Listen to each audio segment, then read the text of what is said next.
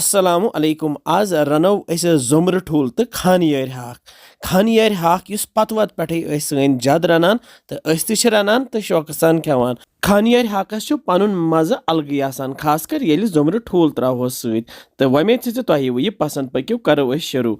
Bagayos batmalun te batmalne melyomi Khanyaer Haakh te sabzi wal wonam ki ye chu tsairit haakh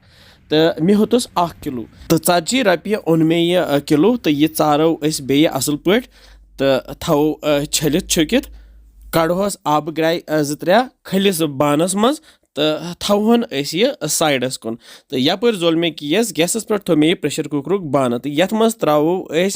फल तेल बड़ ही 3 चमच यन करो फल तेल इस्तेमाल तो यपर मे थमित 7 ठूल सीत तो यमन तुलो पे कंड तो थोक यथ प्लेटस पे तो सती करहोक ये तुज सत निक निक ज़्यादा ये सत मसाल पत अंदर ये ते Zomri Thool पत वत पे बनावान ज़्यादा करान दन तुज सम ठूल तलहोक ये फल तेलस मज यम तलहोक तुत काल नम गोल्डन ब्राउन गसन तो अमे पत कड़होक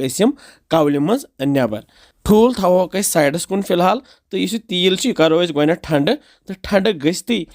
त्रो हाक अत तिलस मज गर खुदायस हवाल वारिया बस तवे न्यू मे हाक ज़्यादा पहम तो हेक्यू कम ते बनत या त्रा बह नून चमच 2 यन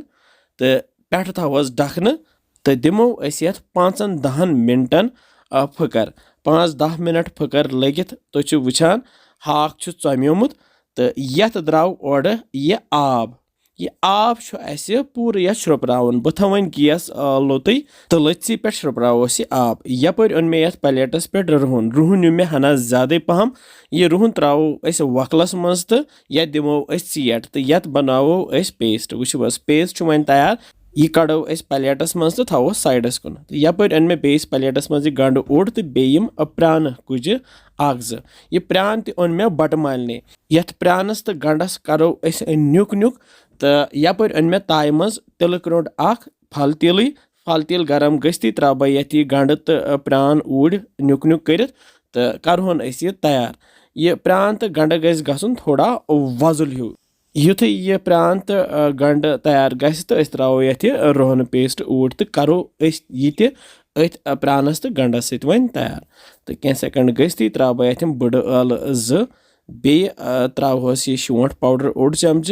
बे त्रोस यह बादान पाउडर 1.5 चमच बे त्रा बह यन यह दानवल पाउडर 1 चमच बे त्रोस यह लेदर चमच 1 तो बे त्रोस मर्चवांगन पाउडर चमच 2 यम घर कुली कशिर मर्चवांगन यमन वजदार तसल तो टेचर तसल तल मे गैस थोमुत लोत तो लथसी पे करो यह मसाल तैयार यह गो वो खुशक खुशक मसाल तो ये त्रा बह ये ठहरती आब कतर ओड़ तो बनाव बह ये वन पेस्ट यह बन ज़बरदस्त मसाल हाकस खतर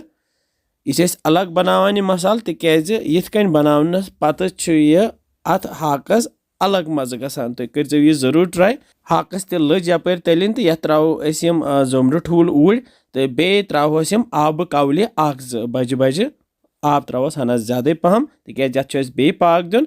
तो ये त्रो यथ मसाल उस तैयार कोर सोरी मसाल त्रित रलाव मसाल ये हाकस बे ताय मज यह मसाल पेंद रूद अत मज त्रो आब कतर तो यह त्रो रलित ऊड़ ये बे रलावन असल पे नून गोथी त्रोमुत तो अगर बास कि नून कम हेको ये बे नून चमच ओड़ त्रित पे थोस वन डखन दिमो स्टीम दिमो ये स्टीम इत काल ये 4 सीटी नेरन ओड़ ज़्यादा सीटी दिमोस क्या बस 4 तो खोलहन बे वो हाक तो यह ठूल गो हेतुन वन तैयार गसन ये बे वन रस तो पे थोस वन स्टीम के पे थोस वन डखन तो करहन लथसी पे बे 10-15 मिनटन तैयार तो थो गैस वन बंद 10-15 मिनट गसित खोलो वो क्युत ज़बरदस्त Khanyaer Haakh तो Zomri Thool सुन बनो यपर ओन मे यह बान तो अथ मज फिरो यह अजुक सुन ज़बरदस्त माशाअल्लाह वो कम मसाल कर अत मज इस्तेमाल तो तुम बनजो यह जरूरी खेमो यह गर्मा गर्म बतस तो वमे तुम Khanyaer Haakh तो Zomri Thool सुन पसंद आमुत तुम बनजो बे जब वनान कि बसान तुम सान रेसिपीज इंशाल्लाह समको बे जल्दी तुम थो पन ख्याल بِہِو رۄبَس حوالہٕ.